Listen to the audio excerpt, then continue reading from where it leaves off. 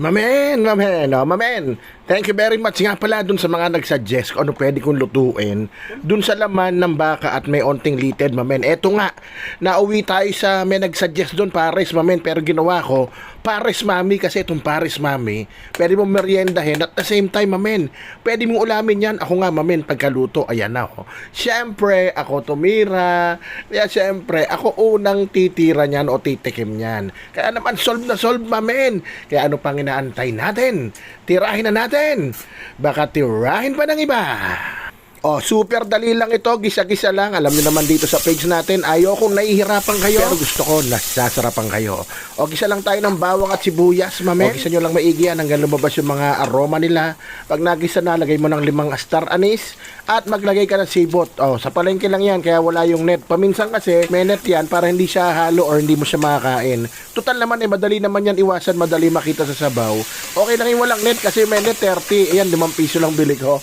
O, tapos, ginisa ko na yung laman ng baka na nahiwang maliliit at sinabay ko na rin yung litid na pampasarap niyan, mamen. O, pag bago na yung kulay, naging ganyan na, lagyan ng mga 4 na kutsarang oyster sauce yan at mga 1/4 cup ng toyo, mamen. Huwag mo na dadamihan, madali naman magdagdag. Siyempre, nilagyan ko rin yan na asukal. To taste na lang to kasi yung iba ayaw. Ako mga 3 hanggang 4 na kutsarita kasi gusto namin sa pares, mami.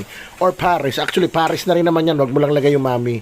Gusto namin yung medyo manamis-namis. Kumbaga, yung version ng Paris Retiro, manamis-namis yun, mamen. Yung iba nga nilalagay doon, yung sagkakapa or yung panutsa. Ayan, no, lagyan yung criminal water. Pwede naman magdagdag mamaya, pero onti lang muna ngayon para mabilis kumulo. At naglagay din ako ng beef cube. O, sa kabilang banda, i-blanch muna natin yung bok choy, mga 10 seconds at banlawan nyo. At itong Mickey, yan, banlawan mo ng 3 beses o 4 hanggang mawala yung amoy o yung lagkit, tapos banlian mo ng tubig. O, pagkabanli mo yan, babad mo lang siguro mga 20 to 30 seconds at banlawan mo na rin para siguradong hindi lumabsa. O, ito na, mamen, shortcutting ko na. After 30 minutes, patayin mo yung apoy niyan at pasingawin mo yung pressure. Huwag mo bubuksan hanggang sumisingaw yun na lahat ng pressure, ha.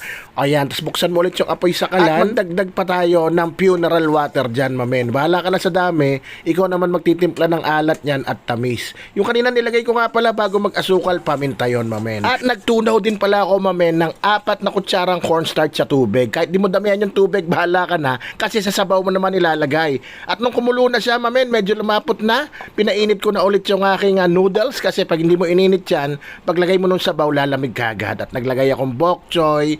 Tapos syempre nilagyan ko ng baka na may litid na marami na napakasarap at syempre sabaw at magdadagdag pa ako ng dahon ng sibuyas dyan at chili sauce, mamen. Kung may itlog ka na nilaga, lagyan mo dyan, chicharon, bahala ka na, basta ako, gutom na ako, mamen. Kaya naman isisigaw ko na Rapsa, mamen.